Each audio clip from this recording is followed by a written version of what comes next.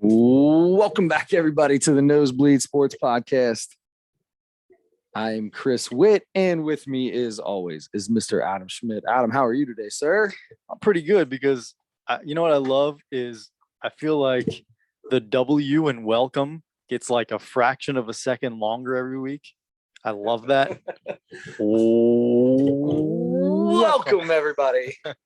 Gotta, just trying to keep it fresh, right? We don't want it to have the same exact entrance every single week. You do such a great job, and I'm gonna ask you how you are as well. And I know that you're doing, I feel like, great right now. Today, I'll tell you what, man, is pretty cool. You have moments that you just never forget. And we had a baseball game in a tournament. We're undefeated in this league that we're playing in. We're playing two leagues. One league is very competitive. We're like 500. And then the other league, we haven't lost a game until the other day, and we lost. So we're in the losers bracket now of the league tournament.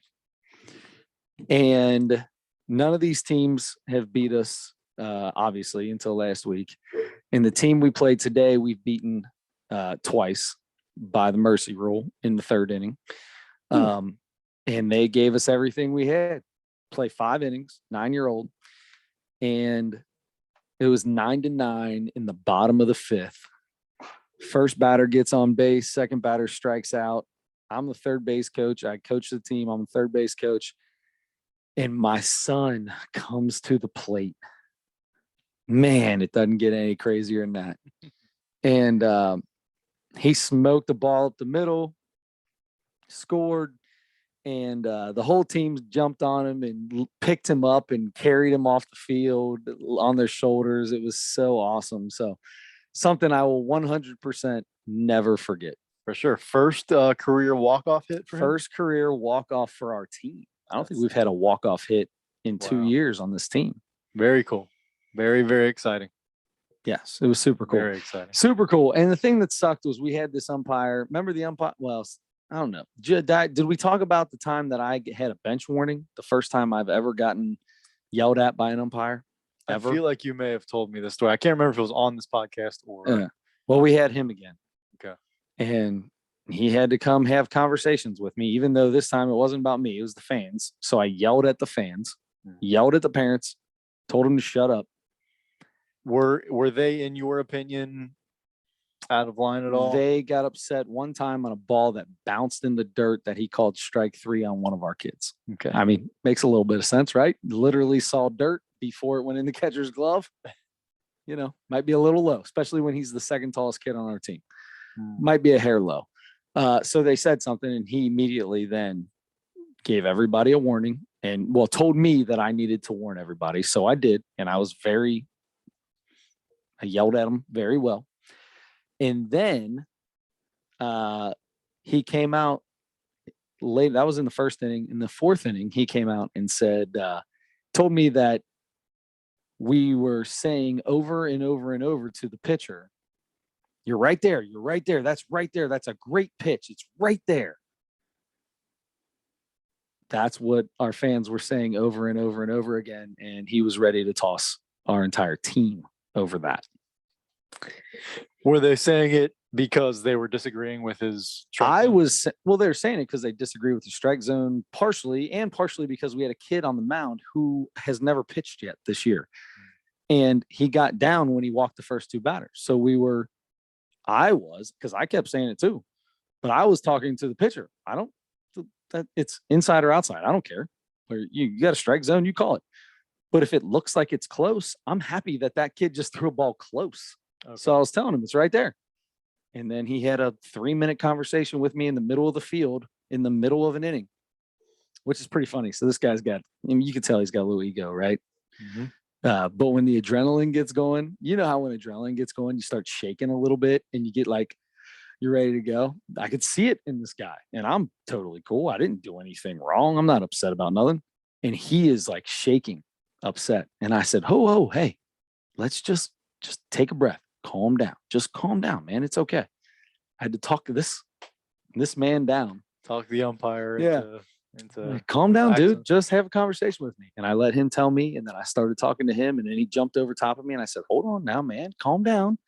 You talk to me, I talk to you. That's how this conversation has to work right now. I was totally nice to the guy. After the game, I had another conversation with him, though, which sucks because the kids are celebrating, and I back here talking to the umpire because of the way he had to act. I told him to toss every parent. If there's a parent saying something to you, and I already warned them for you, and I screamed at them, I yelled at them, the parents, you can't do this. Stop. I gave you the warning, bud. Now you have to throw. Start tossing them. I don't care. Gives me a reason to yell at parents. I love that. I love yelling at parents and telling them that they're 9 years old. Yeah. They're just learning how to play the game. Don't worry about it. Yeah. This game, it means a lot to the kids, but in the end, you doing that is worse. I'm ready for it. And instead of you doing that, you come out and have a conversation with me for 3 minutes in the middle of a game. Stop a game to come have a conversation. You've already warned them. Get them out of here. So my next question is, did you spark the conversation? Did you spark the conversation after the game? Did you go to him and say, I went to him to talk to him. Yeah, 100%. Because he came out to me in the middle of that inning. And I was totally thrown off guard by that because I wasn't doing anything. And he even told me by the end of me and his conversation, he said, you can say what you want. You can say what you're saying. But I don't want anything out of these guys. I said, that's totally fine. So I yelled at the parents again, one more time. And I even told him after the game, I said, dude, I want you to know, I've got your back, right? You told me warnings. I got your back, but you can't come out there and stop the game for 3-4 minutes because you're telling me that they're saying it's really close and that's starting to get on your nerves. Nobody said a word to you. I get it. It's a lot. I get it. And there's, I'm sure he feels like they're saying it loud enough for him to hear on purpose because they want him to know that they're trying to say it as nice. I do that all the time. But yeah. But everybody knows when people are doing that, people know that. Like whether you're being nice or not, you're still getting on me. I think that's what he might feel. I'm just not talking, but nobody said a word to him. Nobody was derogatory to him. Nobody said that's a bad call. Nobody said anything like that. But I think the thing for him is, if I'm him, I'm thinking they're saying that specifically so that they can get on me and also be able to say that they didn't say anything bad. You got to put your ego in check, bro. You got to put your ego in check. If nobody's saying anything to you, I agree. You got to put your ego in check. I agree. You have to do that in that case. They're 9 years old. Put it in check, or get rid of whatever's going on, or get rid of it. You're going to get more backlash once you do that because then everything's going to escalate. But it escalated there. We took 3 to 4 minutes. You know how long 4 minutes in the middle of an inning? That's already long because my pitchers walked 4 guys and hit a guy, and we've got 1 out. And you have time limits on those games too, right? Yeah. Well, it's tournament games, so there has to be a winner or loser, but there is a time limit. That was the 5th, so no matter what, that was the end of the game anyway. But come on, you got to be a little bit thicker skinned than that. You got it. Yeah. And nobody was saying anything so loud, and no one was talking directly to him. No one was saying it's okay, that was a strike or anything like that. It was, hey, you're right there. That's what annoyed him. That and it wasn't just the parents. When he first came out, it was me too. You guys keep saying. I said, yeah. I said, because he is right there. He's never pitched before, and he's really close. He's got to have confidence, right? I'm trying to get his confidence up. Yeah. Well, I don't know that he's never pitched. I didn't know that.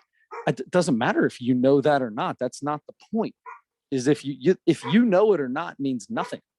I'm not talking to you. Chill out. You've got, and I told him, I bet 4 or 5 times I used the word ego. Oh. Well, this is afterwards, not in that conversation. That I was just trying to calm him down because he looked like he was ready to punch me or something. And I'm like, whoa, hey, let's take a deep breath. Is this a younger guy, older guy? I think he's a little younger than me, but he's been doing it for like 8 years. So he's becoming a veteran umpire, if you will. Okay. Yep. That's what I told him. And then after the game, he said, there's a lot of young umpires that aren't veterans like me that wouldn't know how to handle the situation. I said, I gotta tell you, bud, I don't think you handled it right. I'm not going to lie to him. I don't think he handled it right. And I explained my side. And at the end, you know what he said? He said, I know you and I like you. You're great. It's just that stuff kind of it's got, once again, I love being able to talk my way out of things. Yeah. But you've got to be better than that. You have to, if you're not having anybody say, hey, that, even if I'm talking to my kid, sometimes I'll be like, hey, I don't want you swinging at that anyway. That's normally a ball. It's too low. I don't want you swinging at it. That's directed at you, right? That's directed at you. But if I say, dude, you're right there. You're right there, baby. Come on, give me another one right there. Give me another one. I can say that a million times. I'm not talking or arguing or saying anything about your call. I didn't say a word about your call. I was telling him he's right there, which means you're close. That's what that means. And they were close. It was frustrating. It was frustrating. And my son hits a walk-off, and in the end, we go through the line and, we shake hands, and I saw him, and he was immediately going to pack up, and I didn't want him to leave without having a conversation, because I think we need to have a conversation after I've just got scalded by Dad when I don't think I did anything wrong. So anyway. Yeah. Good for you. Good for you for having those conversations with him, especially at the end, because that's when the conversation, like you said, needed to happen more than in the middle of the inning for a long time. And I do think I do things a little differently probably than everybody would wanted things to be done, because I'm sure everybody wanted me to rip his head off, including, I think, quite a few of the coaches. But I will never do that. It doesn't do us any good. Doesn't do anybody any good. They're 9 years old. The game didn't mean anything. It's going to make everything worse. It's going to make the people, your parents who are already upset, even more upset, because now I got somebody on my side. And that's all that whole thing. Yeah. You handled it well. Good job. Yep. Good job.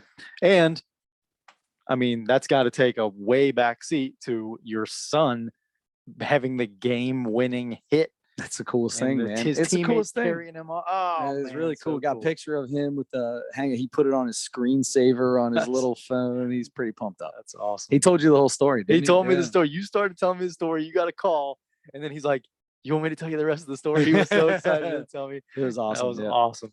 Yep. He was 2 for 3 with a rough strikeout, but he did good. 2 for 3 and the game winning hit. Yep. He had. That's great. It was really good. So what did he play? Did he play first?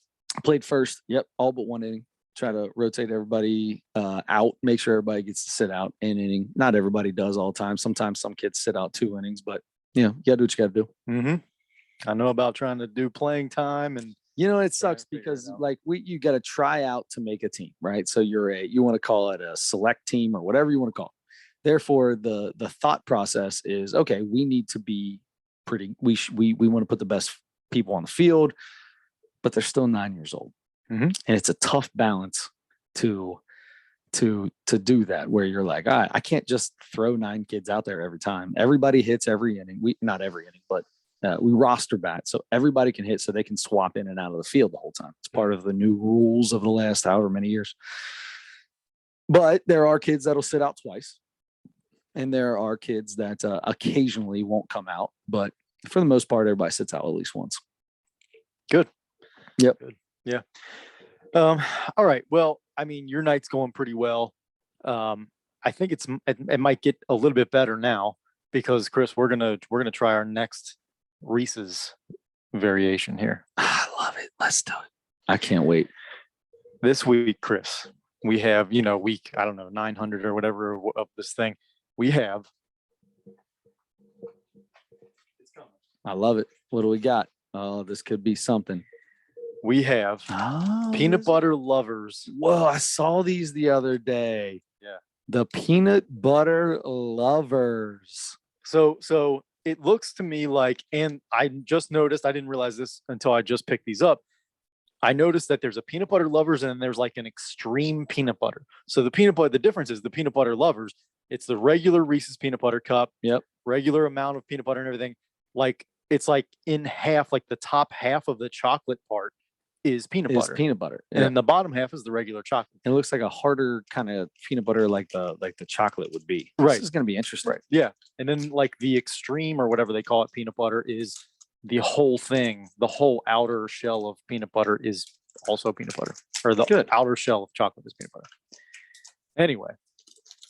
All right. So. Whoa, look. And there, you could win something, it looks like here. Yeah. Visit www.reeseslovers.com and enter the code to see if you've won the instant game VJW4VR34. If you get to it before me, and you want a $100 Reese's gift card, congratulations. Reading your code is so funny. Oh, all right. I'll play along. Let's see. What do you got? You got a BRV? Oh, we got a BJW. Ooh, BJW. 4LTGB. That's Green Bay. Wow. You got a BJW. That's right. I'm CJW. Yeah, you are. Very close. And then an LGTB. Did I hear that in there? Oh, LGBTQ Ooh. plus. Yep, that's my code. This is interesting. It's already got a super peanut buttery smell. Yeah. Yep. All right. So, instant thoughts on the peanut butter lovers Reese's. You go first, please. Okay. I'm not going to lie to you.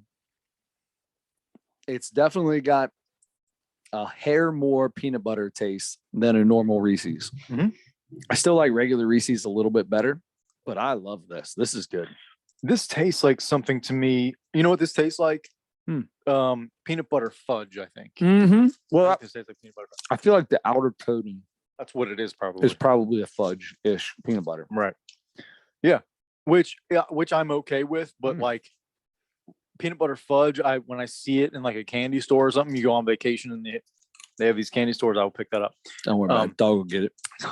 Yeah. Come get some chocolate, dog.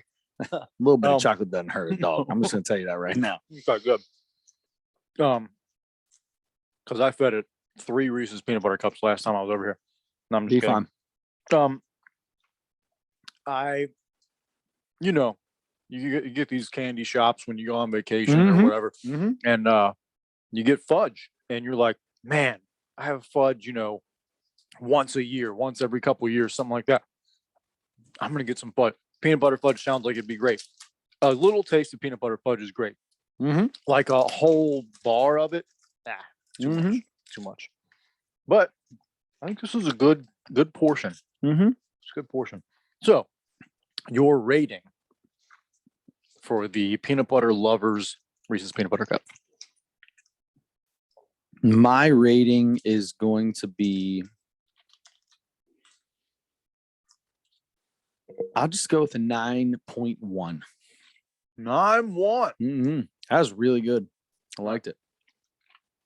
I'm on cup number 2 here. I like the fact that you actually are finishing it this time. Tells me it's going to be a good one. I think I need to finish this one because I got a little idea about it on the first one. And by the way, this is not they don't have the big cup in this form. I looked for it. Oh, really? No big cup in this one. Gotcha. So that's why we got regular size. But I'm gonna go 1.5 cups in. I'll go with an 8.8.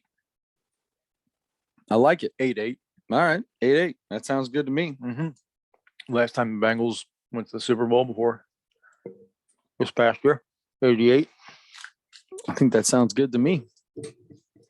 Right on. All right. Well, there you go. All right. Reese's peanut butter lovers, code LGBTQ. I love it. Congratulations on that.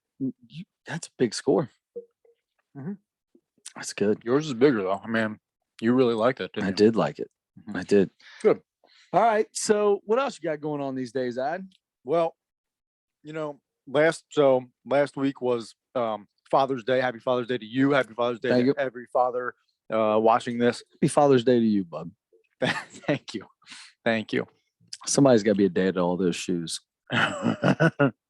I'm not a big shoe guy. I mean, how many pairs of shoes do you think how many pairs of gym shoes do you think you have? Or basketball shoes / just shoes in general? Any shoe. How many pairs of shoes do you think you have? I'm at the highest point in my life right now, I think, as far as number of shoes go. I'm gonna say 15 pairs of shoes. 15 pairs of shoes. Do you know how many pairs of shoes I have? 3. 4. Do sandals count? Yeah, we'll count those. Sandals count? Yeah. I've got 4. No, I got dress shoes. I've got my white Air Max. I've got my turf shoes for softball and baseball. I've got a pair of sandals. And I've got one old pair of shoes that I cut the grass in. I've got 5 pairs of shoes. You have a pair of, excuse me, work boots or anything like that? I think I still do. They're somewhere in the garage. So maybe I have 6 if you include the work boots. Okay. I would include those. Yeah. I just forgot about them. Yeah. I used to work like, I mean, I might now that you say that, there very well could be some shoes that got like giant holes in them sitting in a cupboard somewhere in my garage. I don't know. if they're essentially garbage and you'll never wear them again, They you don't just count. haven't thrown them away, then Yeah. they don't count. Yeah, then I'm gonna go. We'll go with 6. I could wear work boots at some point. 6. Okay. It's actually more than I thought it was gonna be. I thought I had less shoes than that. Man, I feel like a woman now with all the shoes I have. Yeah, you should. You are like a woman with 6 Mhm. pairs of shoes. It's ridiculous. I I think my wife has 30 pairs of just gym shoes. Okay, that's a lot of gym shoes. Yeah, that's plenty actually. It's plenty. Um, so anyway, yes, it was Father's Day. I spent most of the day with my dad. Half of our family was sick, so we didn't get everybody together, unfortunately, but we will. Bummer. Like COVID sick or just sick? Yeah, COVID. sick. Oh man, who got it? Who got the Rona this time? The Man? whole JS family. Man, what a bummer. They're through their quarantine now, Okay. so everybody's okay. Yeah. But yeah. So, but we didn't get to get together we missed 2 I birthdays. like how he says JS and he has 2 siblings that both have the first name Oh, that start with J, That's true. but that's okay. That's true. JOS. You know, when there are 2 players on the same team with the same last name Yeah. and the same person, they'll put And they the have put a first and second name. Yeah, I like that. Yeah. I have a question for you. Are we at the point, should I not be asking people who in their family has that? Like, can we not talk about that? Well, I don't know. I mean, like, Do people keep you that and stuff I- secret? you and I, not on the internet, I'd tell you right away. Well, sure. Yeah, I But know that, but I I didn't just- know. I didn't mean to ask that. When we had to give initials out, I feel in bad now. case. No, Okay. just in case. Okay. I just want to make just in case. So anyway, part of my family, we weren't able to get together. We missed 2 birthday parties and Father's Day Man, last week. But we're just going to postpone them. there you go. We're still More to gonna come. celebrate. Yep. Yeah. So, but I spent most of the day with my dad, and we went to this. So we were looking for, it was afternoon, but neither one of us had eaten anything yet that day. And so we were trying to find a place. We both still felt like breakfast, but it was the afternoon. Yeah. So we were looking around and we found a place in my neighborhood, really close to where I live. This very old person type greasy spoon diner type place Mhm. that I've been to maybe once or twice in my life, and it's been 6-7 years since I've been there. So they were open, by the way. They shut down during COVID, and then they opened back up, but I don't even think they have regular hours. I think they're just like, when we feel like opening, we're going to They're be open, I love that. and we're not going I to be. love every bit of that. So If I owned a restaurant, that's how I would do it. Sure. We're open today. we're open today. We're going to be open from 3 p.m. to 5 p.m. today, Good luck. and then 6:30 to 7 Yeah, after that. After that, we got to take our break. So they were open. We went there. They have the all-day breakfast. We walk in. There's one table with a family. Nobody else in the restaurant. Okay. The lady working, the server working, there's only two or three people working there. I think 2. The lady that's the server right away kind of like yells from across the thing, something, and I'm like, what, sit anywhere or whatever. I said, how late are you guys open? They were open plenty of time. So we sat. She comes over right away. We hear her talking to this other. So she says we close at 7. This was like 2 o'clock or something like that. And so she's over on the other side of the restaurant, and we hear her plain as day go, I wish we closed now. All I right. love that. Look, I get it. Nobody Yep. wants to be at work, especially on a weekend and that kind of thing. But it's like, okay, I gotcha. So then she comes out and is just kind of like real short with her words. Most Absolutely. of the time, Yep. service industry, you have people that sometimes are so overly nice. You're like, all right, chill out. Mhm. But most of the time, you just have people. Hi, thanks for coming in. I'm so and so. You guys ready to order? You want me to come back in a few minutes? It was just, oh, that was the thing. Her first words after that were, "We got chicken" or something.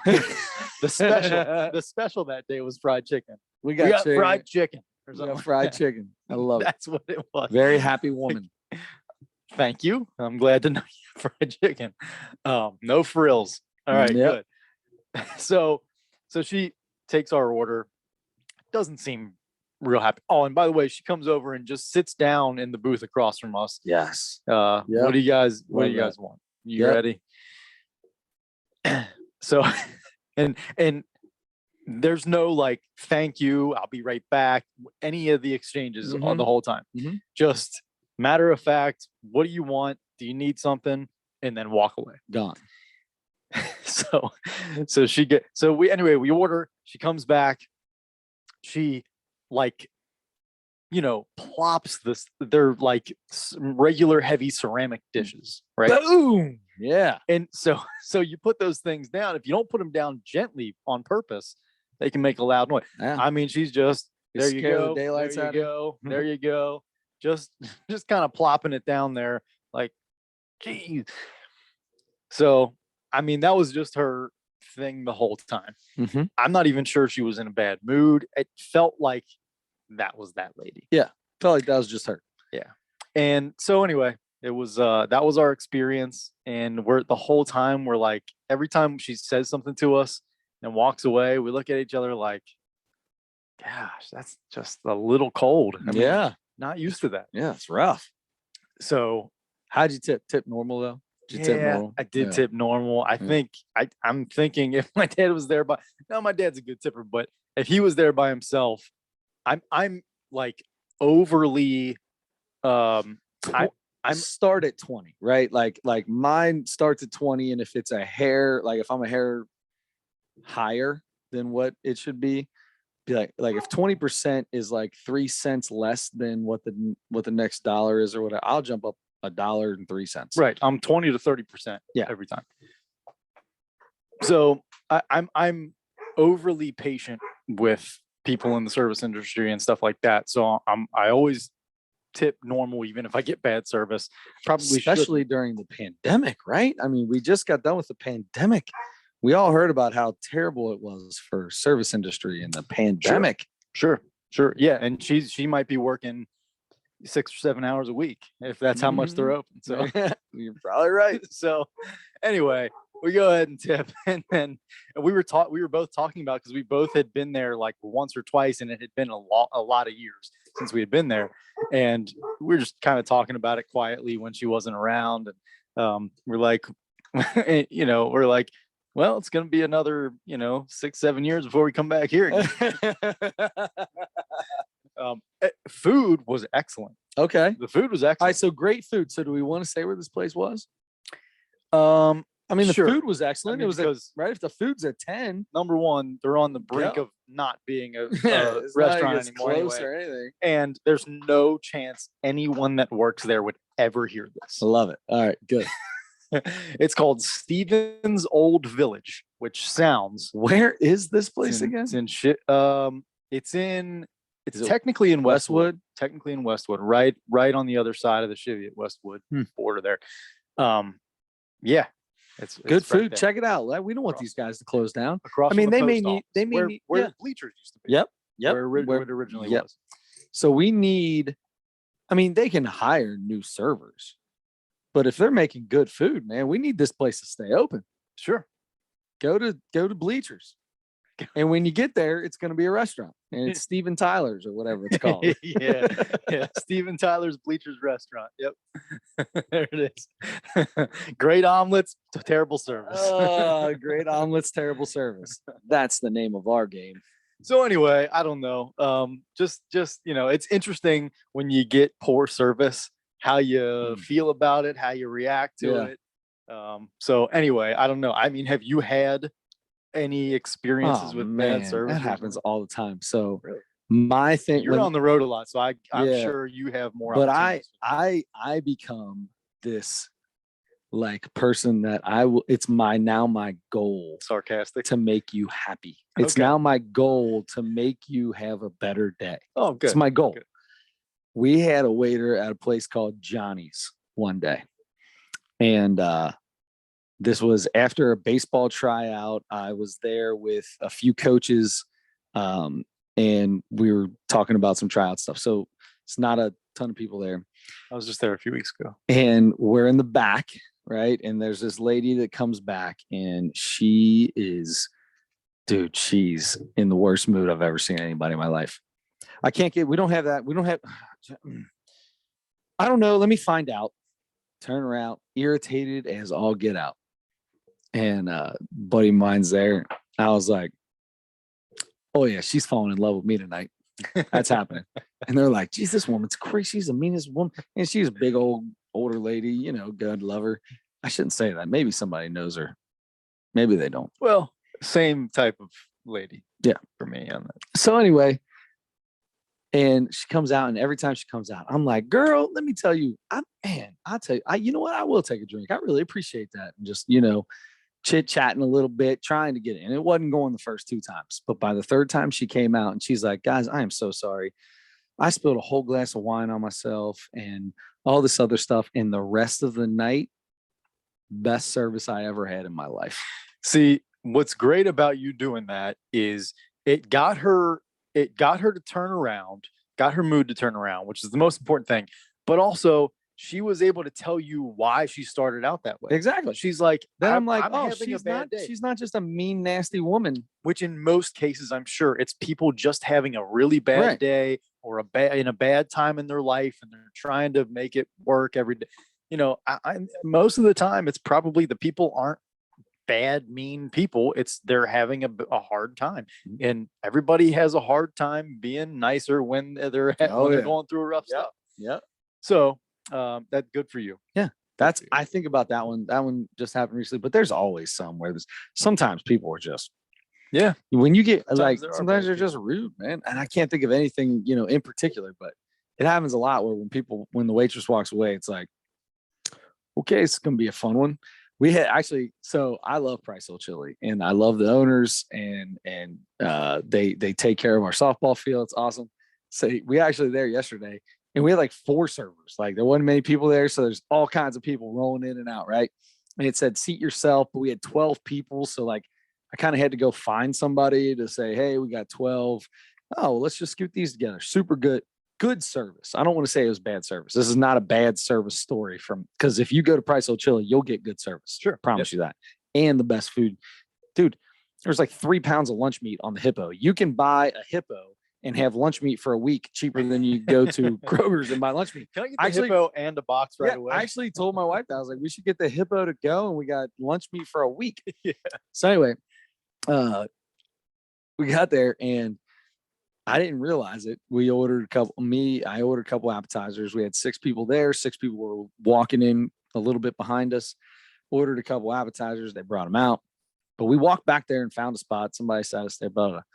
Next thing I know, eating these appetizers, and my favorite part, no napkin, no silverware, no nothing. Now I'm like nachos on my hand, a little bit of saucy stuff. And I'm like, I don't know what to do right now. And there's no one around. And that's when I start getting like, all right, we got to figure this out. Hey, then they finally, because I don't want to be like, hey, you forgot to give us stuff. How do you get their attention and ask for something that they're going to be like, I should have, oh my God, I should have had that for you right away. You don't want them to feel bad, but you have to let them know you don't have what you need. So they took our drink order, or the rest of the people's drink order when they got there, and I was going to use that for my opportunity.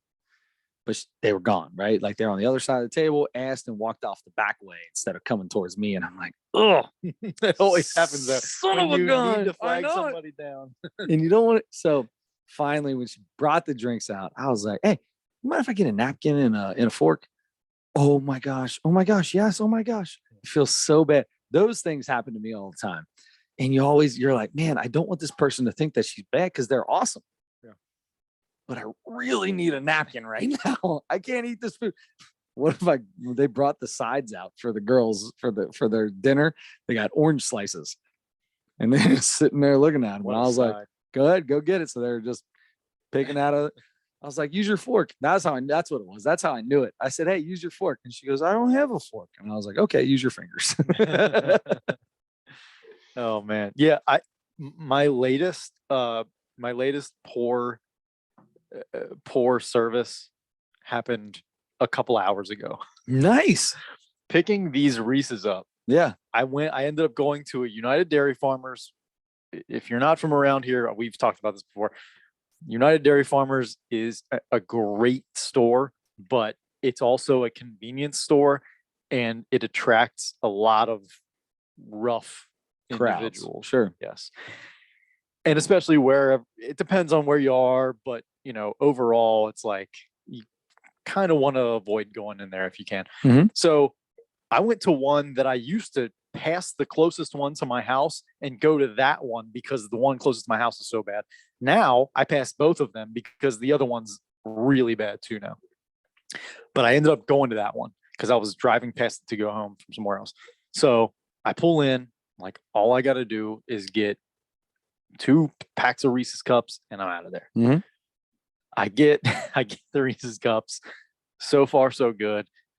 I get in line and I look up, and the lady that's at the register in the line that I'm in is visibly angry every single time I go in there. Every single time, without fail. That is crazy. I love that. I love that. Just man, purely angry. Would you want to work there? No, but all right, well, neither does she. Sure, then don't. Okay. I mean, sometimes it ain't that easy. You know what I mean? I know. You can't lose a paycheck in between getting a job. You got to stay with a job, and then sure. Then go. There's a Speedway up by Oak Hills. UDF does a way better. It pays way better. But Speedway at this point might be a classier joint. You might deal with less, which is saying a lot. Anyway, I'm like, oh boy, here we go. So I'm like, and I always, try to, because she's not going to say hi. She's not going to say, did you find everything? She's not going to do anything. It's put your stuff up there so I can ring it up. Mm-hmm. Hi, how are you? Is what I say. Nothing from her. No response. Okay. Yeah, nice. But the thing's up there. She starts ringing them up. She's already shaking her head, and she's just constantly shaking her head. No, she's mad about something right now at this very moment, all the time. So it's just shaking her head and looking around constantly, like, and she'll stare at somebody like back in the store. Mm-hmm. Like she's like, I'm gonna catch that person steal. Like she has that look on her face, and she's staring people down. She's just and then she just stares at people. And no matter what they're doing, and then when her glance goes away from that, she goes like shakes her head like they're doing something wrong, even if they're not. Even if all they're doing is looking to find what kind of yes. And I just want a candy bar. So anyway, I'm like, gosh, this lady's so miserable. I want to know why. I don't. I don't need to know why. I just need to get. You didn't ask? No, of course not. There's a line behind me. Oh, I'll walk up there as they're doing the little scanning thing, like, "Hey, how you doing, girl? How's the day going for you?"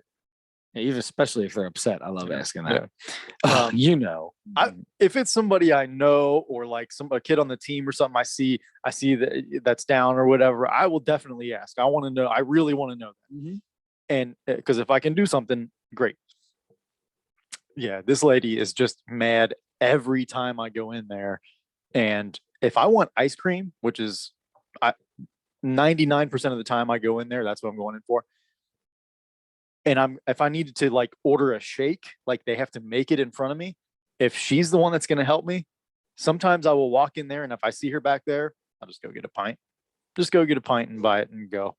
Yeah. And maybe take the pint home and eat it. Maybe stop at another UDF. That's and what get a shake. sucks. That's what sucks, because like sometimes you do feel bad at a UDF where you're like, especially if you say the word shake and they know that it's now going to take them 3 minutes instead of just scooping something out in 20 seconds.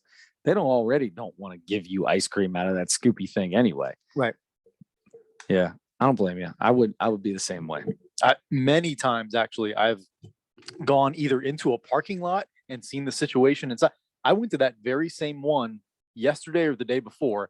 There was 15 people crowded around the register. When I pulled into the thing, I could see in there.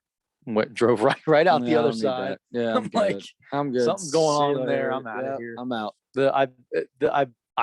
I witnessed a guy steal a bunch of alcohol from sitting in the parking lot right outside the front door, and watched a guy right inside the front door put a whole bunch of stuff in his shirt and walk out. And I called the police because I watched it, and and I'm like, God, man, I mean, this is right down the street from my house, and I'm like, oh, God.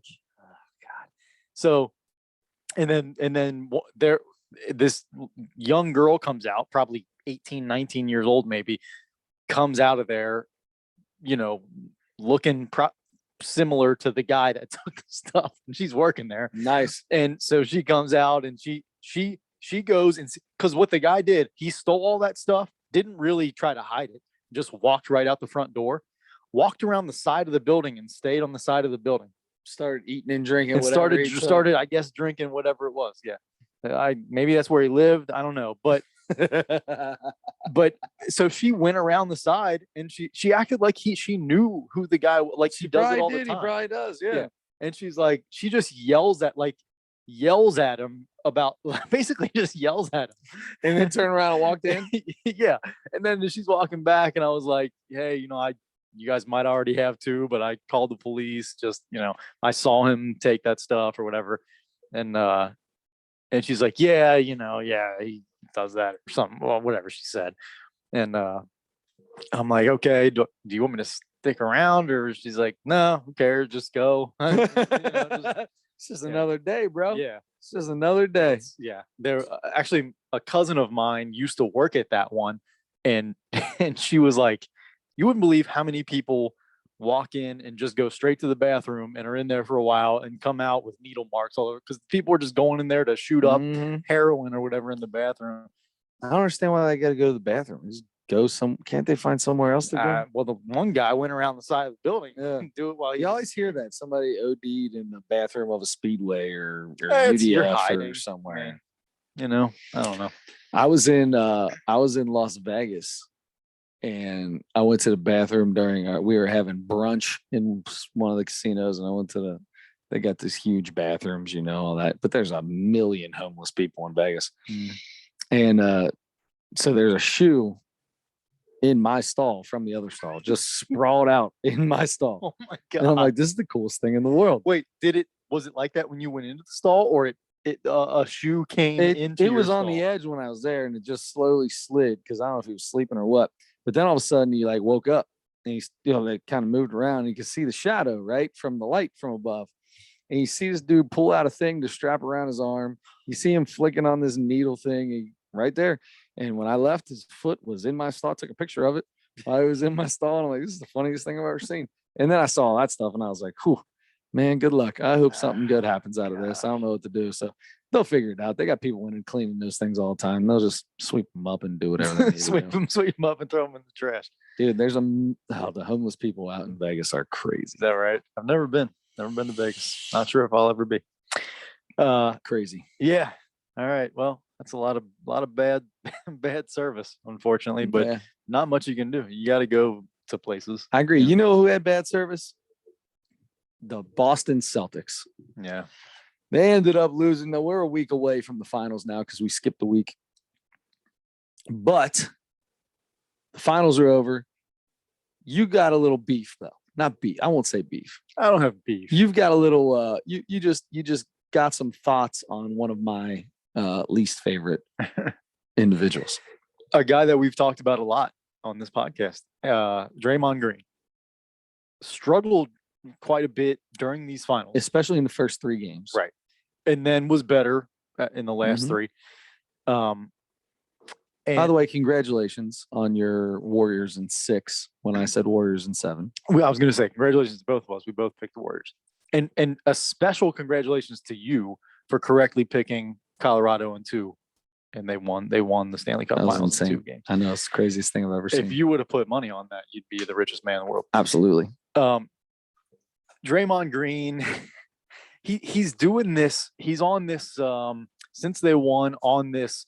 I'm going to call it the Michael Jordan Hall of Fame speech tour. Nice. Okay.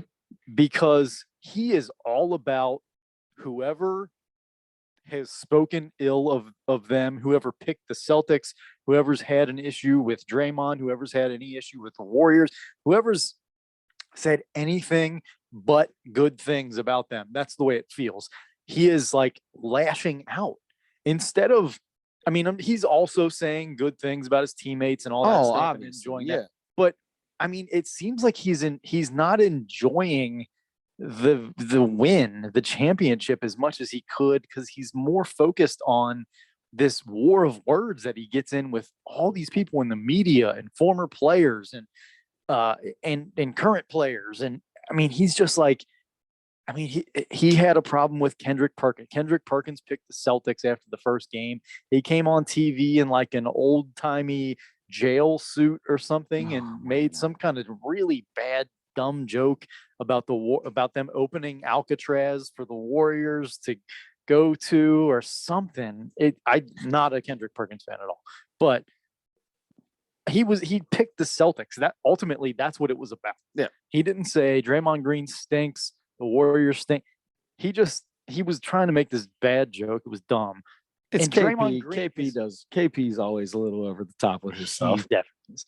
So Stephen A. Smith, I think, picked the Celtics. I want to say Draymond Green will not let that stuff go. He can't let it go. He can't just enjoy winning a championship and letting people be wrong. He's got to call people out for that kind of stuff. And he hates the media. He's a member of the media now, and he also hates the media. He gave JJ Redick props. Everybody is, because everybody loves the way JJ Redick's taking care of his stuff in the media now, and he is really good. And CJ McCollum, he called out those 2 guys and himself. He's like, when I say new media, he was trying to explain what he means by new media. It's this media that doesn't speak ill of other players, that isn't, that is honest and fair. That's the way he sees what he does, and a couple other people do. Anybody that doesn't line up with what he thinks, I feel like he's calling terrible media members and they stink and they don't know anything. He's doing that whole thing like, all these people that cover basketball don't know anything about basketball. It's that you didn't play, so you don't know what you're talking about. Yep. Which isn't, in some cases may be true, but in a lot of cases isn't. No. People cover. If you're covering the NBA, you've covered a lot of stuff beforehand, and you knew what you were doing to get that job. Marty Brennaman never played baseball beyond like elementary school, and he knows more than most people about baseball. Sure. You can know what you're talking about. Same, you can be a coach and never have played in college or whatever. You can be a good coach. We've seen that. And you can be one of the all-time NBA greats and be a terrible coach. It's all about, I mean, there's a lot of stuff that make you the kind of media member or coach or whatever. So whether you played at a high level or not, I don't think has a lot to do with what kind of media member you are. Draymond has all these problems with all these people, and he's using his platform. I mean, he has his own podcast, which he says a lot of stuff on. No, yeah, I'm sure. There. But every time he gets a microphone in front of his face, and that's the other thing, he's like F-bombing all over the place on all these interviews everywhere. He don't care. The same thing happened when they won the first title against LeBron. Mm-hmm. The year before LeBron came out and beat them in the finals. Mm-hmm. And I'll never forget that. There was some song by, I don't know, somebody, and he kept going, no, No. And Yeah. he would say, Cleveland's any good? No. And he'd do all this stuff. But that's just who he is, right? That is Draymond. That's the reason why I'm always irritated with Draymond Green, because, and I've talked about it during the finals. At what point in time does somebody look, Dre, I know as a teammate, you get yourself fired up on this stuff, but or you also hurt our team with this stuff. Yeah. We love to root for guys that are humble, that show some humility and some decorum and that kind of stuff. Those are the best guys. Those are the easiest guys to root for. He doesn't necessarily have those things. The crazy thing is when he starts being like, yeah, that's right, you can't come get me. I got 4 rings now. I got 4 rings. Bro, you got 0 rings without some. There are players on your team who have 4 rings and would probably have 4 rings because of who they are. And KD with the 2 rings he got with you guys, he'd have those 2 rings because of who KD is, right? Or did he get 3 of them with him? No, 2.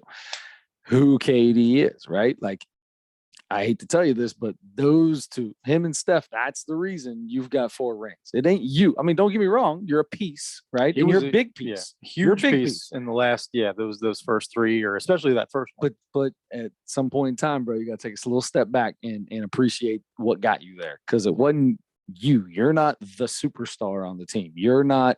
If you leave and go to another team, you don't make that team a finals contender. If Steph leaves Golden State and goes somewhere, he makes that team a title contender. If when KD leaves and goes somewhere, he by himself makes a team a title contender. You're not that, Dre. So right. You got 4 rings. You know what? Your coach has 8, 9 or something. I don't even know how many he's got. 9 now. You don't see him out there. I mean, that ain't. Steve Kerr didn't get those rings because of Steve Kerr. Steve Kerr got those rings because of the teams he coached and the teams he played on. Mm-hmm. He's a big piece of it, like you said, like Draymond is. But yeah, it takes a village. It takes a whole team to win a championship. It does take a whole team, but it also takes 1 or 2 that put you over the top. Oh, sure. Yeah.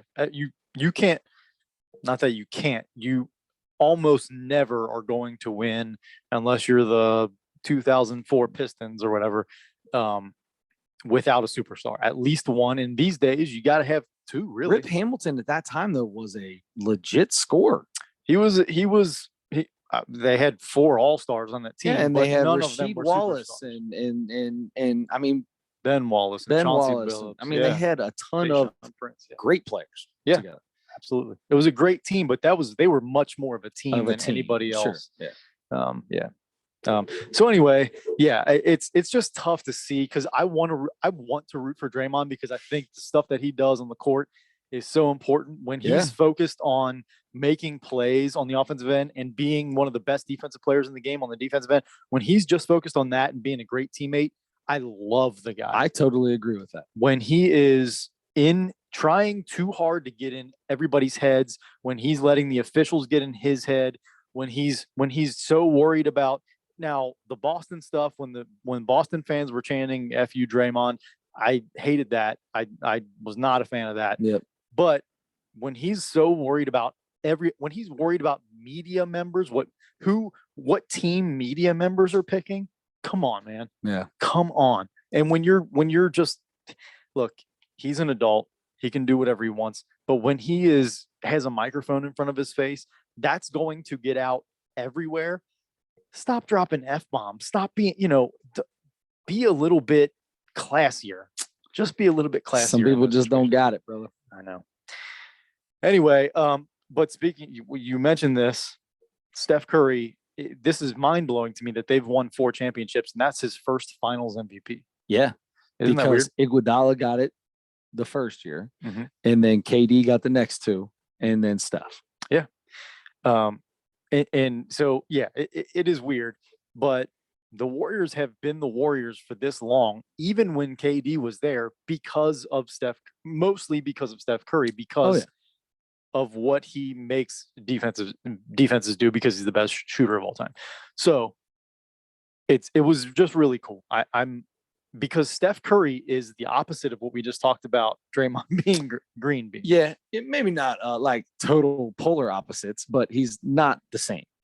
He's Steph's got a little chip on his shoulder every now and then, and he for the most part he stays very much that way. But there's been some times that come out, but no, I mean, yes, he's nothing like Draymond. He doesn't get in trouble with officials. He doesn't get thrown out of games. He doesn't get a ton of technicals.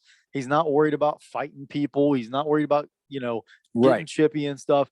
He just wants to go out and shoot and have fun because he has fun. Yeah. Now, what do you think about all the like shaking and shimmying and all that stuff? I don't like that stuff. And I think we talked about this a couple weeks ago. He's my favorite current NBA player. I think he's been for a while. But yes, I don't like when he does that stuff. You know me. I don't like any of the extra stuff. What around as the ball leaves your hand when you know it's in and you start running down the court? Part of me, I hate to admit this, part of me thinks that's kind of cool. That's what I think. It's like, God, could you imagine that kind of confidence? That's the thing. Like, I feel like he's the only one that's allowed to get away with that. Mm-hmm. He still shouldn't do it, but he's the only. If anybody Why can get away with do it? Because you can't. Because is that showboating? It is showboating a little bit, but for me, he just knew he made it. It came off his. It's like a home run, right? You hit a home run, you know it's gone. The guys don't have to sprint around the bases immediately. They just start jogging when they know they hit it out. And you can do that without bat flipping and everything. You just boom, it's gone. You just kind of start jogging. You don't have to see it go out. Right. There's still like you hit a home run, it's only a matter of how hard you hit it and like the trajectory, but it can go anywhere in here. There's this space for the ball to go in. You can fit two basketballs in a basketball. You can fit two basketballs in a hoop. You can fit 70 zillion baseballs between foul balls. Okay. All I'm saying is, when you know. Most of the time for him, if he feels really good when he lets it go and he's like, it's going in, most of the time it's going in. Once in a while, it's going to rattle in and out. It's going to be just barely longer I'd love than to see how many times that's actually happened. I know it's happened because I've seen a couple videos where he turns and it doesn't go in. Yeah. But or he shoots it and Clay turns around and starts walking like that. And when Steph shoots it and then it doesn't go in and Clay's like, man. Have you ever, the funny thing about watching these Warriors, I watched it a lot. When he shoots, there's almost no one under the basket every time he shoots because everyone on that court thinks it's going in the basket as soon as it leaves his hand. Yeah. I mean, they play so spread out anyway. Like a lot of times, there might not be rebounders but underneath, but yeah, guys might crash the boards a little bit less when he shoots the ball, especially when he gets an open shot or he's in rhythm or whatever. Right. But anyway, it's so the thing is, Steph has now won a Finals MVP. He's a 2-time league MVP, regular season MVP. Okay. He's now a Finals MVP. He's a 4-time champ. He's the best player on and I still hold him in high. I don't want to say that. Anyway, he's been the best player for 10 years he's in the year 13 or whatever it is now. But for most of that time, he's been the best player on that team. He's been the best shooter in the league and he's been one of the best players in the league. A lot of people are talking about where does this put Steph another level up? Is he in the top 10 all-time players now? Is he in the top 15 now? All right, so let's do this then. Yeah. So let's do this. Who's your top 10 before Steph gets in there? Who's your top 10 players? Let's talk it out real quick. Okay. All right. Michael. We don't have to rate them 1 through 10. Just go. So you got Michael. I have Larry. I have Magic. Kareem. I'm gonna put Hakeem first because I just told you it's not a. No, I know. I just mean like you're thinking it. Okay. I'll put Kareem. I'll put Wilt. Okay. What about? I'm gonna put Bill Russell. Okay. You've got Tim Duncan. Mm-hmm. You've got Kevin Durant. You got LeBron. I got to put LeBron. You got to put LeBron in there. Did you say Larry? You said Larry. I did say Larry. Shaq, Kobe. I'm not putting Shaq in. Man, Kobe's. Kobe's tough. Do I put Kobe over Steph Curry? I put him right at the same level. Because I mean, man. Okay, and I gotta stop thinking with my heart. I gotta think with my head.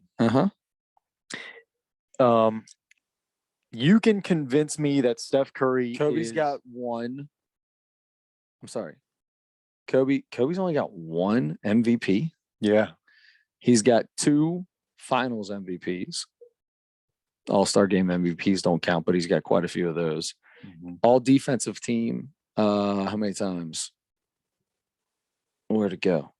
Quite a few, at least 3, if not more. Yeah. All NBA team. That's normal. Of course, yeah. Let's see. There you go. I mean, let's just go with that. I mean, we don't need to keep going down his whole list of stuff. I'll put Kobe. I'll put Kobe in there.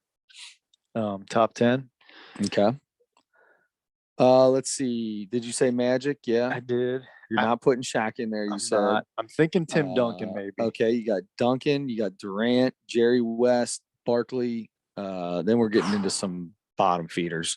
And when I say bottom feeders, I don't mean that a bad way. I'm just saying the next level. Chris Paul, John Stockton, David Robinson, Karl Malone, Dirk Nowitzki. No, I put Stockton in there too. Oscar Robertson. I put Stockton in there too. All right, Oscar Robertson, Isaiah Thomas, KD, Julius Erving, Elgin Baylor, Moses Malone. Let me get here for you. Oh my God, yeah, Moses Malone. Steph's top 15. I can listen to arguments to get him into that 10th spot.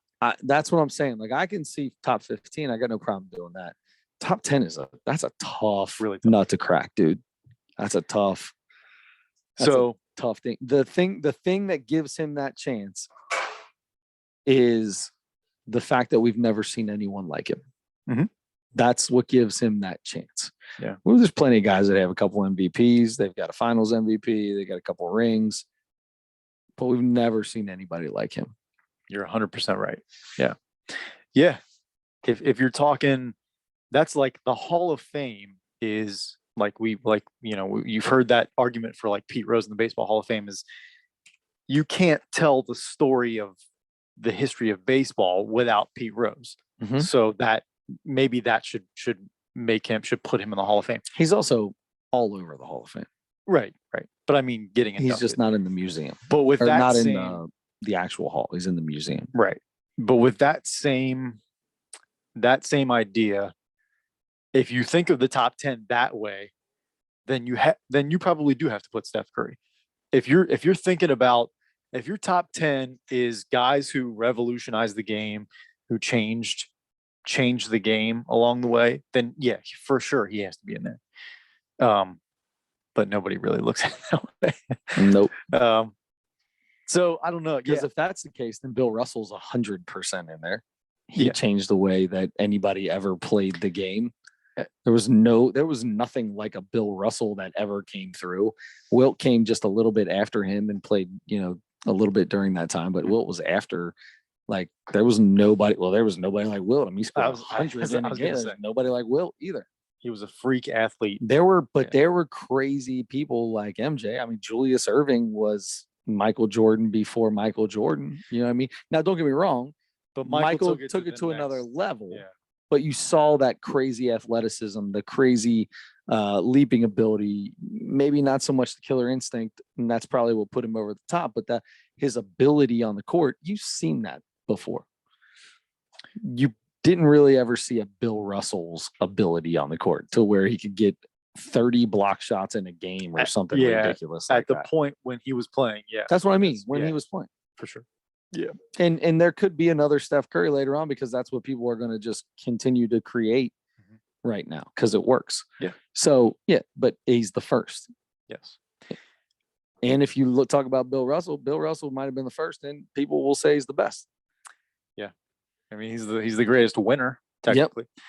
Yep. So I'm going to take a hard stance here. I'm going to say winning his 4th championship and being a finals MVP does not definitively put Steph Curry in the top 10 for me. Doesn't bump somebody else out. Okay. So you're not taking out what's your 10th then? Like a Duncan? Yeah, I think so. Yeah. Or Duncan or Stockton, maybe. Yeah. Somebody like that. Yeah. Yeah. Stockton's. I can't. Stockton has the credentials. If I'm talking How many favorite, Yeah, he's if I'm got. talking favorite. Yeah, how many Stockton's in my MVPs top does he 5. have? How many MVPs does he have? How many Finals MVPs does he have? None. Yeah, all that good stuff. How many rings does he have? None. Yeah. All right.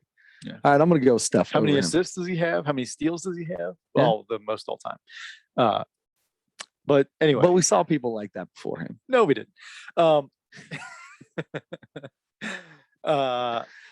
Anyway, So apparently 5-inch shorts are like the thing that girls love seeing guys with like these short shorts in the gym or something now, right? is it that girls like them or is it that guys like them? I feel like it's more that guys like them. What guy likes shorts that short?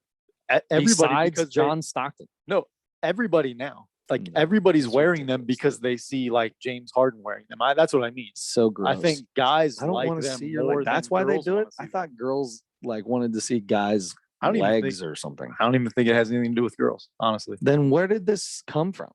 It's a style thing. It's a. But we it's a made style. fun of that for so long.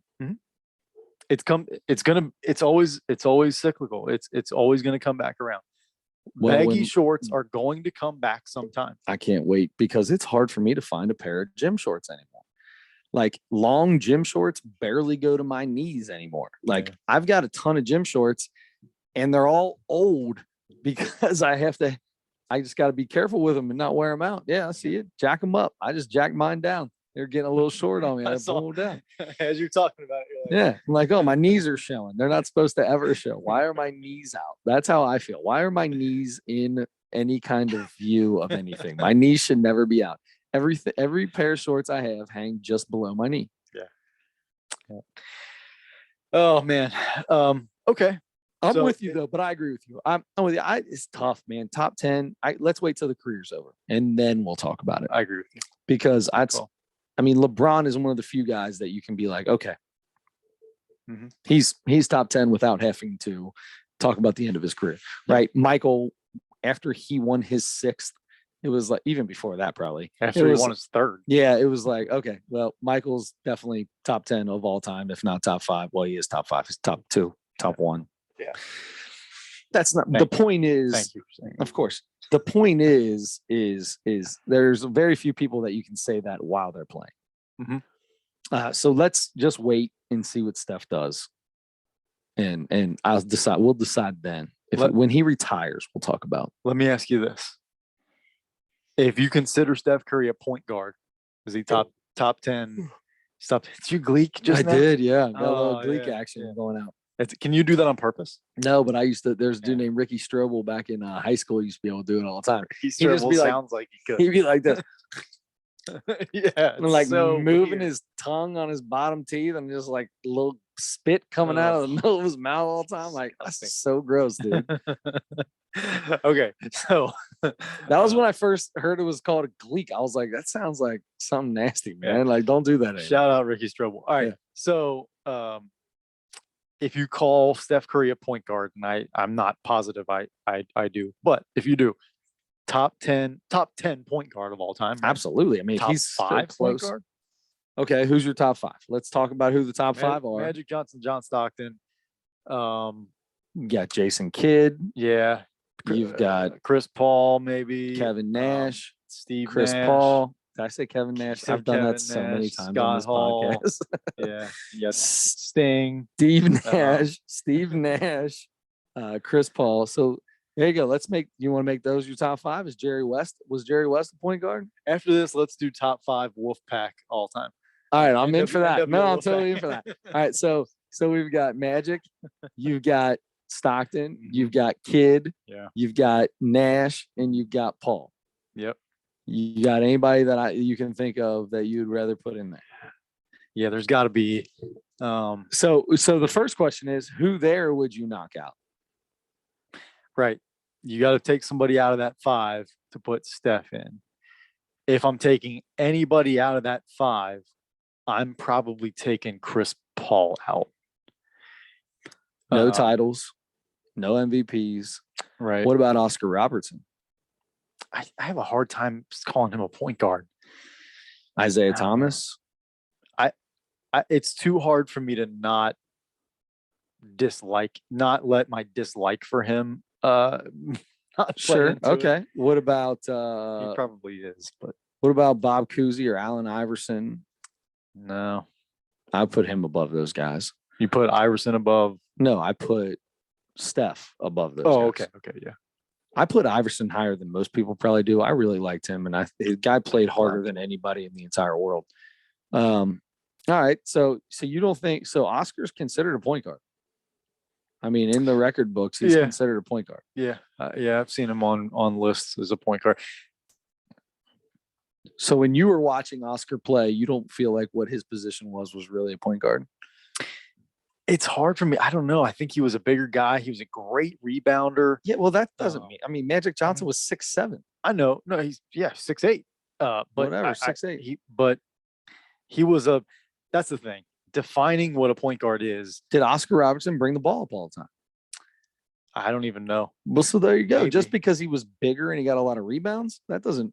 I mean, if he was the main ball handler on every play, then I would consider him a point guard. Well, yeah.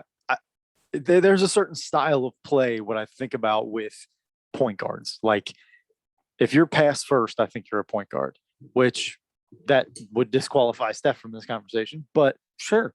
But if you're a pass first guy, if you're a orchestrator of the offense, I feel like that's more of it, right? Like you can almost put LeBron in the point guard status to me a lot of times. He brings the ball up more than most point guards he ever played with. Yeah. You know what I mean? Yeah. Yeah, that's the thing. That's Kyrie's so considered a point guard. Yeah. Yeah. But Kyrie's one of the best ball handlers to ever play in the NBA as well. 100%. Yeah. This is too hard to quantify. So I give up. Pete Maravich? No. Maravich was more similar to Steph, I feel like. I totally agree. Like absolute shooting, scoring. It was, but also could handle the ball. Steph can handle the ball. Yeah, he's top 5 ball handler in the NBA right now. Mm-hmm. I agree, if not higher than that. Yeah. So anyway, I don't know that. So basically, this championship and the Finals MVP, I don't know that it elevates him so much that he passes like a bunch of all-time greats. Yeah, because he's elevated so high already. Like, I don't know that pushed him above anybody. I think everybody agrees at this point that he's the greatest shooter ever. Absolutely. And I think that's good enough. I have no doubt about it. And at the end of his career, we'll talk about where he stands. Okay. I'm with you. All right. That sounds good. Okay. What else we got? We've got now they just won the Warriors just won the championship. So you're going to have probably Steph, maybe Draymond because he talks so much. Maybe even Steve Kerr. You're going to see those guys in the next couple of weeks on some of the late night talk shows. Oh yeah. That got us thinking, who's your Mount Rushmore of late night talk shows? I like this. When I started looking at this, I thought this is kind of a tough thing because I think of it more like late night talk show hosts. That's how I think it. Okay. And I mean, you can say the Tonight Show. That's had a few different things, but I'm thinking host, right? Isn't that what we're talking about? I think so. Okay, good. That's how I took it. That's ultimately what I did. Yes. Okay. Like I'm not going to say David Letterman and Johnny Carson. Or I'm sorry. I'm not going to say the Tonight Show. I might say David Letterman and I might say Johnny Carson. Right. Okay. Yeah. Good. Okay. So let's start with those two. Are those two on your list, on your Mount Rushmore? All right. So do you want me to start this? Why don't you? All right. I'll start this. So I'll tell you, when it comes to talk shows and stuff like that, like late night talk shows, I never really got into late night talk shows. Okay. Was never big on it. There were some, David Letterman and Jay Leno were the two main guys when we grew up. Right. Yep. How many we pick? 4 or 5? 4. All right. So we watch David Letterman more than we ever watch Leno, so I'm gonna throw Letterman on there. Okay. Johnny Carson, I used to watch. It was actually super funny dude. I'm throwing Johnny Carson on there. Arsenio Hall, because that's one of the only things I ever watched. So I'm putting Arsenio Hall on there. And then the last one's tough for me because, like I said, I didn't pick a last one. Like all these new guys, like I like Jimmy Kimmel when he was on the Man Show and whatever other thing he did, and Jon Stewart with the Daily Show that he did apparently was amazing for a long time. I never watched it, so I don't know. Yeah. I know who your number one is without a doubt. Yeah. But again, never really watched Conan. Like I didn't watch all these things. I didn't watch a lot of anything. Yeah. Seth Meyers, I think, is one now. Craig Ferguson, I don't know if he still does it. So I'll be 100% honest with you. I don't know who my fourth would be. And if I was forced to pick one, I would say Jay Leno. Okay. Just because that was when I was growing up and it was the ones that we watched. Sure. So this was a difficult, I mean, it was, I want to know how many people you wrote down because you do watch these. I know you watch, at least I know you love Conan. Conan is that's the number one, right? I wrote 10 of them down. You wrote 10 down. I wrote 10. I have a definite 4. I liked Craig Ferguson on the Drew Carey show. He was funny as all get out on that. But I didn't really watch him at night. I bet he was hilarious. He was on the Drew Carey. Didn't even know. Yeah, he was the boss. Huh. He was their boss. About that. I never watched it. I've seen some clips from old shows that I was like, oh wow, that was pretty funny. Dude, Drew Carey show was hilarious. Oh no, sorry, I meant Craig Ferguson. Oh, sorry. Yeah. But he wasn't even one of the 10 that I wrote down. Remember when Craig Kilborn was a late night talk show for a while? Yeah. Craig Kilborn. Also not one I wrote down. I'll tell you one so I'll start. I could even probably rank these 1 through 4. Okay. Can I ask you, is one of yours a former reporter for the Conan O'Brien show? Isn't that what this dude did? What was his name? No. You know what I'm talking about? Stephen Colbert. Oh no, that was the Daily Show. He was on the Daily Show. Daily Show, yeah. Yeah, a bunch of guys got their start from the Daily Show. But no, my number 4, I'm starting with a guy that I wasn't sure you were gonna either remember or think about or Arsenio Hall. I was so glad. 100%. That's easy. That was the easiest one for me. That was my very first one I thought of because that's the one I watched the most. Same. Yeah. When I was a kid, yes, I would say for sure. Yeah. And I don't watch any of them since I've been an adult. So gotcha. So yeah, Arsenio, the whole that was the show that you could watch to see like the most athletes and some of the you would see some like R&B singers and rap. It was more of a culture show a little bit. He had there are some great clips when he had like Ultimate Warrior on. Oh my God. I remember, dude, that was super awkward. It was very awkward for Arsenio Hall. Yeah. I remember he did the Ultimate Warrior did another one on it was Regis and Kathy Lee or one of the daytime shows where he like started breaking chairs and things got all crazy and those people look scared to death. Because in real life he was a weird, crazy guy. Yeah. He was a good dad apparently, but could get a little roid rage. Yes. Anyway, Arsenio Hall, I remember so much from that show, and it's been a million years since I've seen it.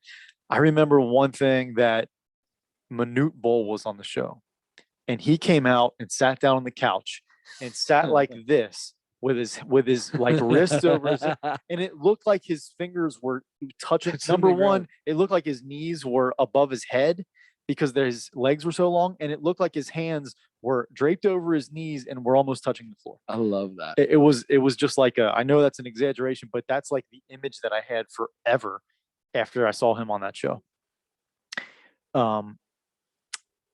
David Letterman. I put David Letterman on there. Yeah, you got to. That was the one between he and Jay Leno. I watched way more Letterman. I never really got into Leno. But yeah, David Letterman, the top 10.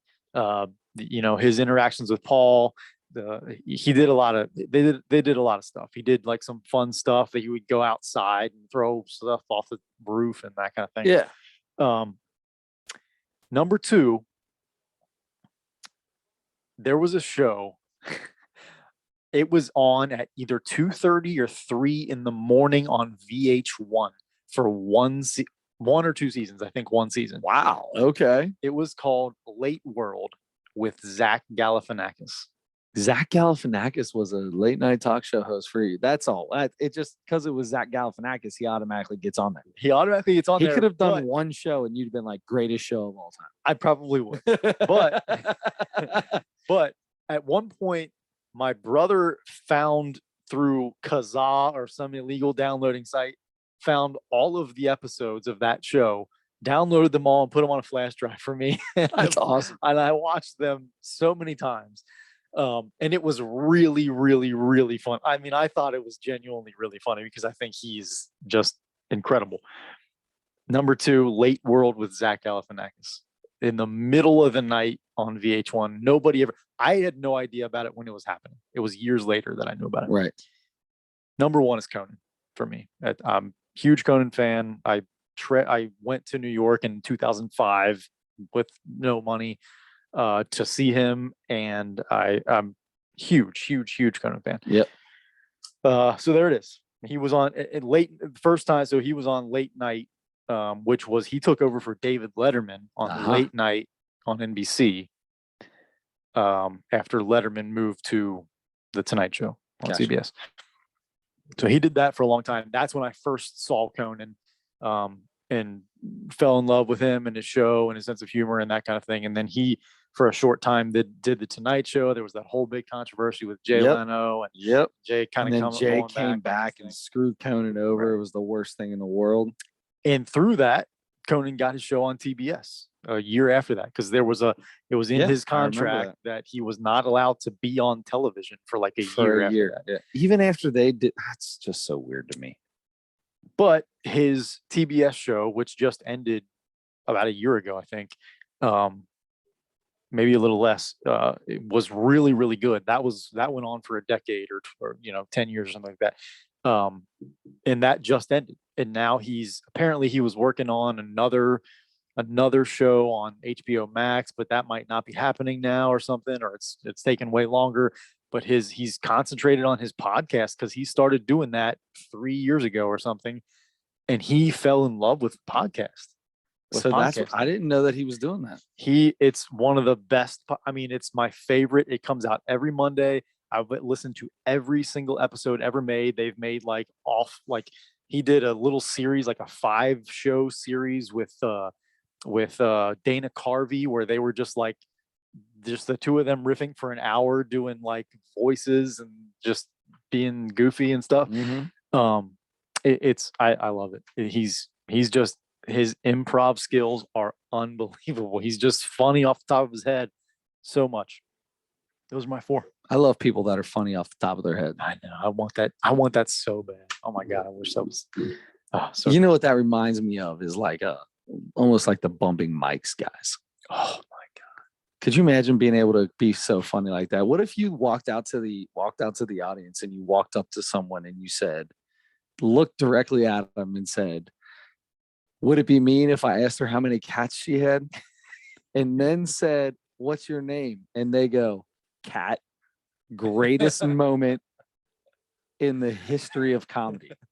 That's exactly right. And speaking of the bumping mics guys, Jeff Ross and Dave Attell, if you've never seen Bumping Mics on Netflix, oh my God, please so good. Do yourself a favor and watch that series. It's 3 shows, I think. Oh, Bob Saget's on there for a minute. Yeah. Gilbert Godfrey's on there.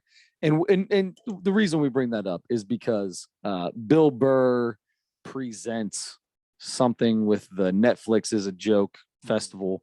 So apparently there's quite a few of these on Netflix now. I didn't realize that when I said it originally, but that's what this is. And Friends Who Kill. Friends Who Kill, is that what it's called? Yeah. So those were 2 of them. And I thought that some of Bill Burr's jokes were as good, if not better, than Attell and Jeff. when he came out with Yeah, them. when he came out with them. The three of them were great together. Yeah. Okay. All right, So I started with those. So you tell me what you think about these fellas. so here's what I did. Did you take every person and I rated every person. oh boy. You don't have to do that. No, I no. just Did you went ahead also and did it. rate the entire thing? I did. Okay. Yeah. I'm gonna do as you say their names, I'm gonna quickly rate how I felt for each one. So there were 11 comics total, and Jeff Ross and David Tell did it together. Right. But including each of them separately, I think there were 11 comics. Can I say this? Including Bill Burr. Can I say this? I think Bill Burr's first 10 minutes was the best of the entire special. Is that right? I felt like it wasn't top-notch Bill Burr, Really? honestly. I thought it was pretty good. I thought he was better with those two guys when he came out. He with was. them. Oh, yeah. So I guess maybe I like that, but I guess I could say that. But I was laughing at a lot of stuff. Like that's what I like about Bill Burr is he doesn't care what you think. Like you can be a little. He'll get to that line. He'll step over that line. He doesn't care, and I enjoy that. When he made the joke of the first time he got out in traffic, and was that him or was that Michael Ian? Was that Michael or was that Ian Edwards? Yeah, that made the joke of no, it was Bill Burr. He said, "Man, not gonna lie, I thought more people died or something like that. I was hoping more people died so there'd be less traffic." Oh yeah. I think that was Bill Burr. Yeah. I was laughing at that. I was like, oh, he's like, not a good thing, but not a bad thing, right? So Bill Burr hosted the show, and so he did his few minutes up front. He did 10. I was watching it on the thing. He did 10. Some people did like 5. Some people did 10. Mm-hmm. The end was a little bit longer. So, but then he came back out and would do 30 seconds or a minute quick. or whatever. Not every time, but right. Right. But to introduce the next comic. So, I overall for Bill Burr, I put 3.4 for the whole thing. Okay. Michelle Wolf. Hold on a second. Wait. Oh, sorry. Let me do mine because we're gonna be doing through these quick. So let me write Michelle Wolf's down. Yep. I'm gonna go Michelle Wolf. Let's go. Okay, go ahead. I gave her a 3.4. Oh, as well. Really? Mhm. I didn't think that was really good, Michelle Wolf. I think she's really funny. She was really and I funny. didn't think that was very good. I gave her a 2.9. I was not happy with her thing. I thought she could have done way better. Yeah, there wasn't a lot of laughs coming out. I thought she could do way better. Yeah, I agree. I didn't think it was as funny as Michelle Wolf is sometimes. I did write down, did you know whales shouldn't live in a sink?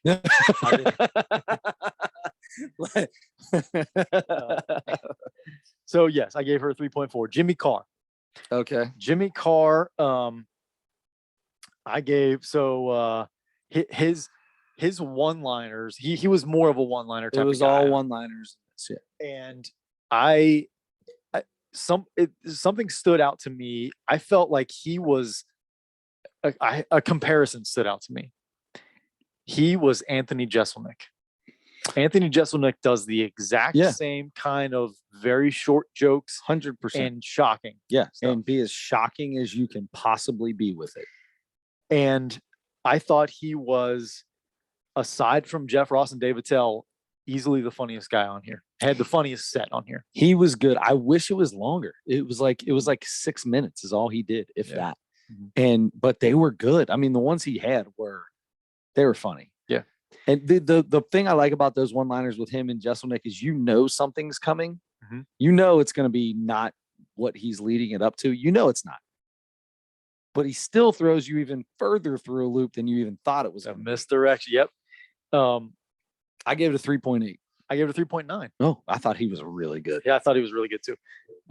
Steph Toloff, something like that. Yeah. So starts off with Bill Burr saying how like it's his new favorite person. Saw a clip of her on YouTube or something and fell in love with her. She's something different. Here are 3 things that I wrote down about her. Number 1, whoa. Yeah. Whoa is right. I wrote that down with an exclamation point. Number 2, She is sponsored by the Nosebleed Sports Podcast. That old gal would join right in with us. Oh, yeah. On this. Oh, yeah. Because she doesn't care to tell you whatever's she got going on. Well, and I really mean because She can be a she can man. rival our noses. Holy cow! I didn't think about that. You're right. She's got a Chris Whitter. I mean, like Adam might be known in his group of friends as the guy with the big nose, but when cousin Chris rolls in, nothing beats it, right? By the way, I got hit so hard in basketball on Monday. It hurts pretty bad to touch my nose right there, and I feel a little bump right here. Oh, you got a crooked one coming? I don't know. You ain't got that extra hump coming like this, though, bro. You ain't got that extra sideways snout I got.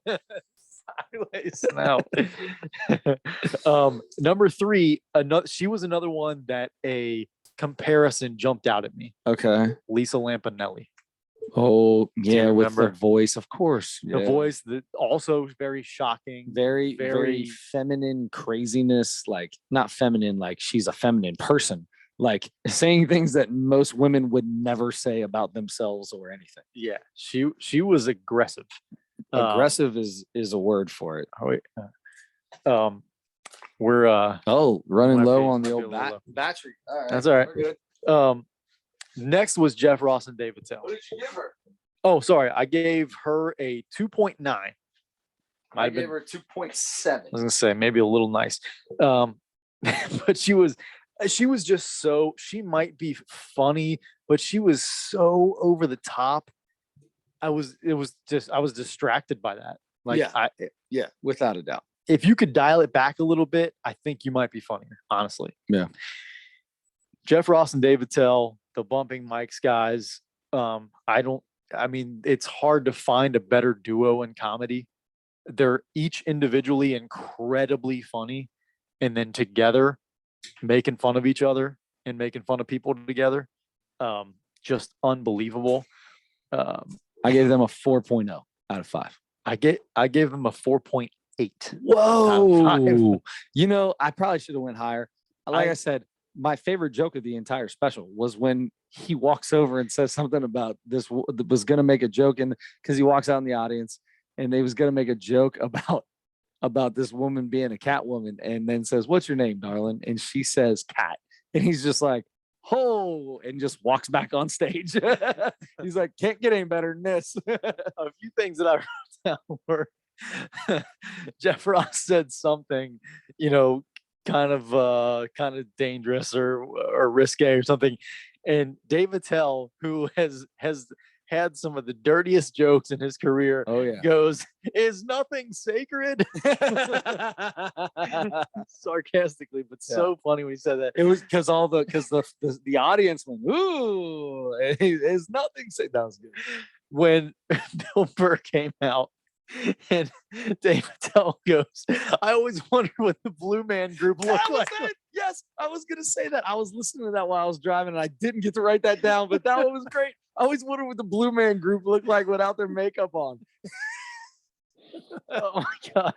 And then Jeff Ross goes, "I look like Bill Burp."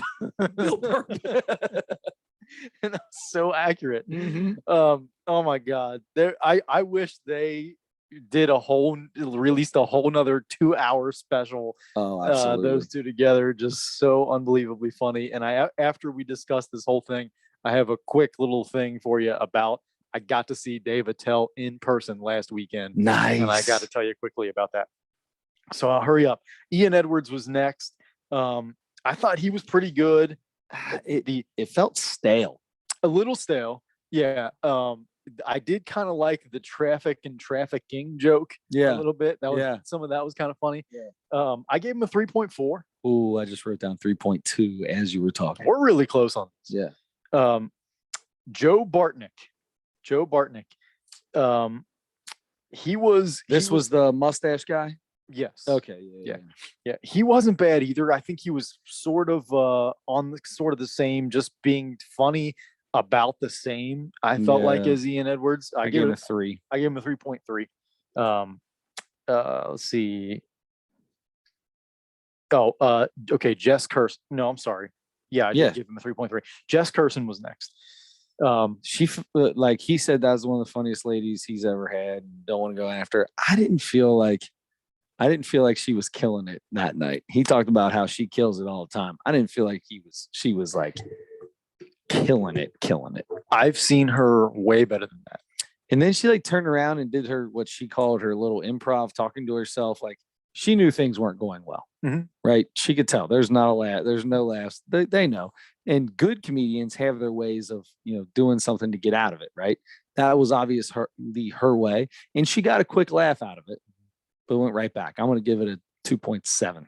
Okay, I gave her a 3.3 as well. Oh, okay. The some of her she does a lot of voices. Oh, when she did the annoying teenagers, that was really well done. She was good. Yeah. She does voices well. And yeah, I've seen her be really funny on other things. This wasn't her best thing. I'm so excited to talk to you about this. Josh Adam Myers in the GD Comedy Jam. Yeah. I've heard this is like a regular show that he does, I think, somewhere. I was wondering what that was all about. Jay Okerson talks about it. Like comedians go do this show wherever he does it regularly. Okay. But he came out with this band and sang a song, and I very generously gave it a 1.0. Wow, that's okay. I gave him a 2. Okay. I mean, just because it was not great. It was so bad to me. It was terrible. I'm not the biggest fan of any of these comedians that come out and do the songs. Like, what's his name? Who does a bunch of one-liners, but will also bring a guitar out. What's his name? Anyway, doesn't matter. I feel like his stuff when he's doing his one-liners are great. And then he just plays kind of in the background. And when he does one-liners just with the guitar in the background, I like it. But when he starts singing a song that he wrote to be funny, I'm not a big fan. It sounded to me like he was making that up off the top of his head or something. Yeah. And it was not funny. It was just nothing, man. It was not good. It was a bad. It brought the whole thing down to me. I feel like both the endings were. That's the thing. And then Ronnie Chang came out, and a guy that we both have liked before. Yes. We watched 2 of his specials, I think. Yeah. And we both liked him. He kind of did the same thing. He actually sang a recognizable song. Yeah. So I guess that was a little better, but there was nothing really funny about it. And that's what I was there for. That's why I think some of these guys, it even felt like that with Jimmy Carr. Like Jimmy Carr didn't come out there with like you liked what Jimmy Carr did, right? It was really good, but it didn't feel like, all right, this isn't like Jimmy Carr didn't prepare himself for this. He had a few sitting back in the book, and Bill Burr's like, hey man, can you give me 5 minutes? And he was like, yeah, I'll give you 5 minutes. Yeah, I'll give you 5 minutes, Jimmy, or however an English person talks.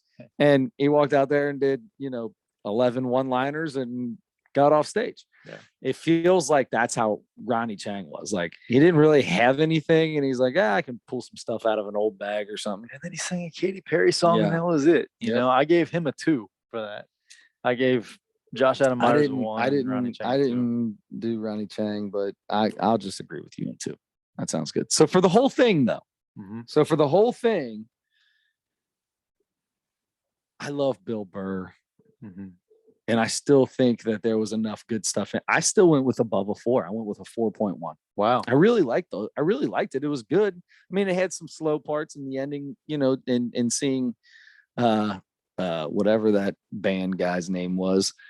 Josh Adam Myers. Whatever. That sucked. But overall, I was laughing most of the time and pretty hard for most of it. Okay.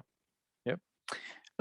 Again, we weren't that far off. After we talked through this whole thing, I'm like, maybe I gave it too high a score, but I did write down a 3.8.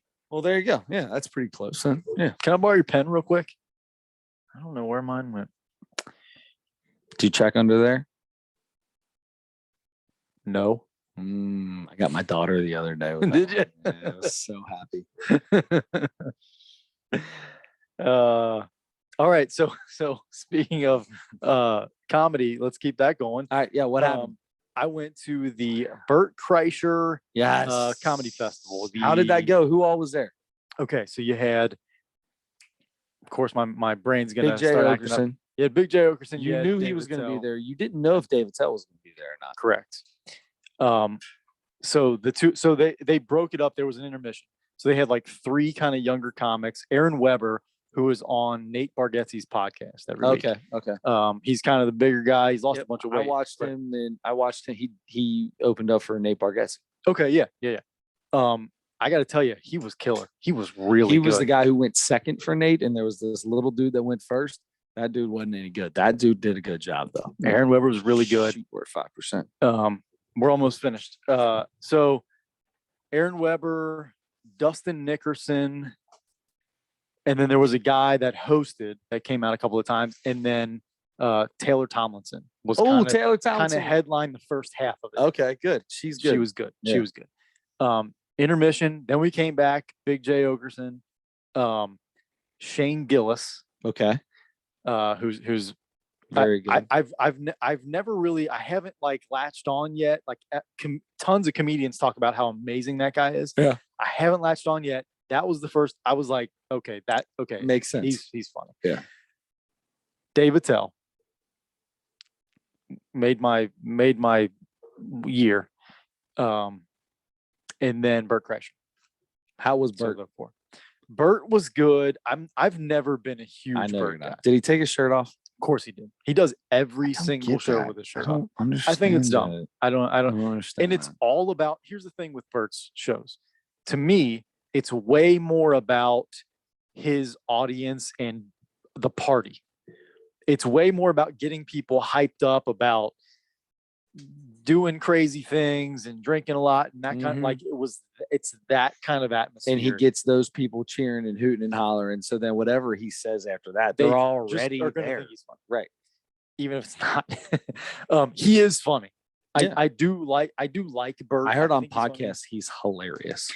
I mean, the only problem is he does a podcast with Tom Segura, and Tom Segura is way funnier to me. Sure. But he also does 3 other podcasts too, or whatever, and he is funny. Burt is funny. I just watched him on the Are You Garbage podcast the other day. He and Tom both separate podcasts. But anyway, Burt was good. Burt was really good. But I was there for Big J Okerson. Of all those guys, was the funniest there to me. He had the funniest set. Aaron Weber was really good. Shane Gillis was really good, and David Tell really good. Taylor Tomlinson was good. Dustin Nickerson, and I can't remember the host, the guy that hosted it. He kind of looked like a Burt kind of guy. Yeah. He did the mustache that all the like young people that can grow a mustache, ironically or whatever. He did that. He had the really bright pink, like sort of early 90s shorts that are like back in style or whatever. Tank top or something like that. He was just like a sunglasses party guy. Right. He brought a disc golf goal, a frisbee golf goal. Okay. And was throwing frisbees like behind. So there was like the stage, and it was the whole outfield was blocked off. Yeah. Like from the stage back. So, and everybody was in. So I had great seats. I was on the field. Oh, nice. This was at Day Air Ballpark in Dayton, where the Dayton Dragons play. So I was on the field, and one of the only things that was not good about the show was all of those rows on the field. They had so close together. It was like the Taft Theater. Really? You could move your legs a little bit, but the rows were so close together that anytime anybody got up and had to get out of the row or come back in, had to all leave. Everybody had to leave, or you had to pick up your chair and put it in the lap of the person behind you, basically, and step back and be on top of that. Fold up or anything? They were folding chairs, but it wasn't like they weren't good folding chairs, so they were hard to deal with.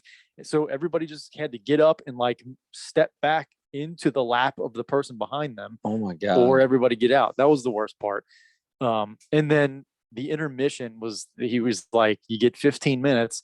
So 8,000 people had to go to the bathroom in 8 minutes, or in 15 minutes, I mean.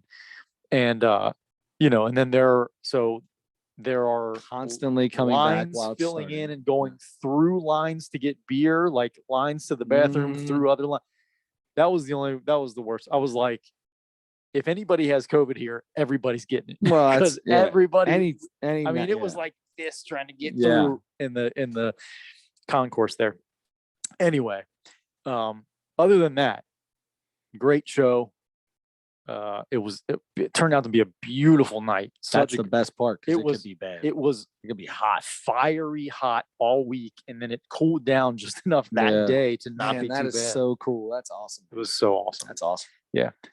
Anyway, saw David Tell and Big J Okerson, two Nice. guys I really, really wanted to see in person. And I got to see Shane Gillis too. So that's it, man. We've got to pick. We got to pick. All right, so it's your turn for comedy. You got a list, right? Or no? I sure do. Or you know what you're going to do already? We're going to get on Netflix again, and we're going to go with the special that Mr. Norm Macdonald recorded by himself This is cool. in his living room or Yeah. whatever on Zoom, basically, or, you Yep. know, like just A video of his face. sitting down right up front. Yeah. It's going to be hard because you're not going to hear any laughter. There's no Yep. audience. But it's the last special that he recorded before he died. And that's what we're going to do. He recorded it during the pandemic because he knew he would never be able to go live with it. So Yeah. super cool. It's called Nothing Special on Netflix. All right. So I'm going to go with a Mount Rushmore. So Adam, how long have you been playing fantasy football? Oh God. Probably almost 20 years. All right. So we're going to go with Mount Rushmore of fantasy football players. Oh, wow. Okay. Not the best football players of all time, but who's your favorite guy to have on your fantasy football team for the last however years? It's going to take some thinking. Good shot. This Yeah. is going to be a really tough one. I've got one off the top of my head, super easy. But Well, after Danny that, Tomlinson. I never really ever had him on any teams. I did. Yeah. Okay, cool. Fantasy football players. Good.